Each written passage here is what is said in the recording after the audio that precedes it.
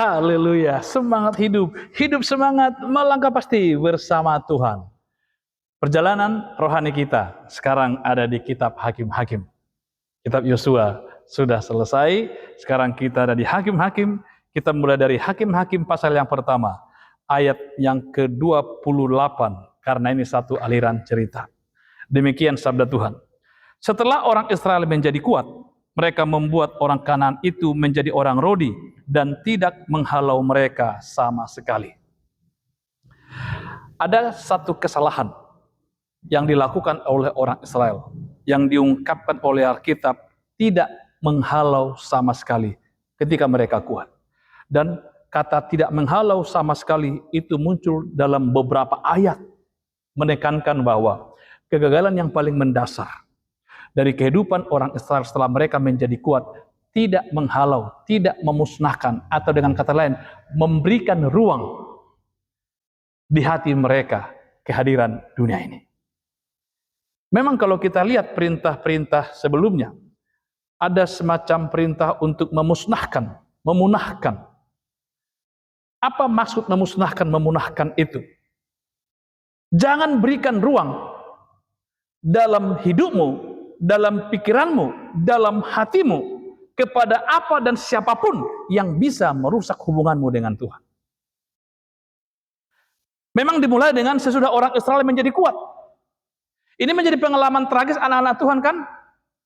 Ketika mereka dalam perintisan atau dalam hidup yang masih tertatih-tatih, seruannya kepada Tuhan, permohonannya kepada Tuhan, loyalitasnya kepada Tuhan, kesetiaannya kepada Tuhan begitu tinggi. Tapi begitu sudah menjadi kuat, mulai berpaling. Maka pesan Tuhan dari kitab Hakim-Hakim ini kepada kita, ketika kita lemah sampai menjadi kuat, penyerahan diri kita kepada Tuhan, kualitasnya harus tetap sama. Izin bertanya, Bapak Ibu tahu Daud jatuh bukan karena dia lemah, bukan karena dia susah,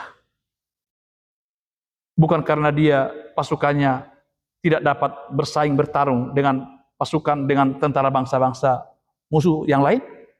Daud jatuh ketika dia sudah menjadi kuat.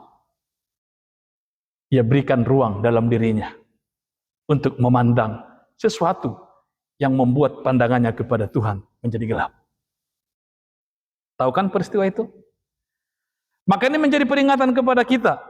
Kalau sudah menjadi kuat, kalau sudah menjadi tangguh, kalau sudah menjadi di atas Tuhan taruh, tetaplah setia, tetaplah berpegang kepada firman Tuhan, dan tetap cintai kasih Tuhan di atas segala-galanya dengan segenap jiwa, hati, dan pikiranmu. Itu kan tuntutan Tuhan bagi kita. Jangan kalau sudah Tuhan berkati, jangan kalau sudah Tuhan berikan apa yang kita rindukan kepada Tuhan, lalu hidup kita mulai pongah. Hidup kita mulai abai, lalai secara rohani. Halau, matikan apa dan siapapun yang bisa mengurangi cinta kasihmu kepada Tuhan, karena itu akan menghabisimu. Maka sebelum dia menghabisimu, habisi supaya hubunganmu dengan Tuhan, berkat pemeliharaan Tuhan tetap sempurna dalam hidup kita. Haleluya. Amin.